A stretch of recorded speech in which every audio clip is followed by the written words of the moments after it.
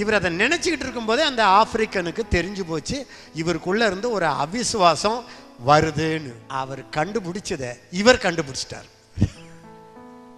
உடனே John G lakh என்ன பண்ணாராம், எப்பா இவருக்குள்ள இருக்கிற விசுவாசத்தை நம்ம அங்கே உட்காந்து கெடுக்க வேண்டான்னுட்டு அமைதியாக வெளியே வந்து ஒரு 4 குடிசை தள்ளி இன்னொரு இடத்துல போய் உட்காந்துட்டார். காலையில் 5 மணிக்கு அந்த ஆப்பிரிக்கன் கோவர்க்கர் வராரு. வந்த உடனே ஜான் ஜி லேக் கேட்டார், என்னப்பா ஆச்சுன்னு. என்ன கேள்வி கேட்குற? இல்லை அந்த பையனுக்கு ஜோமனே சுகமாயிட்டான்.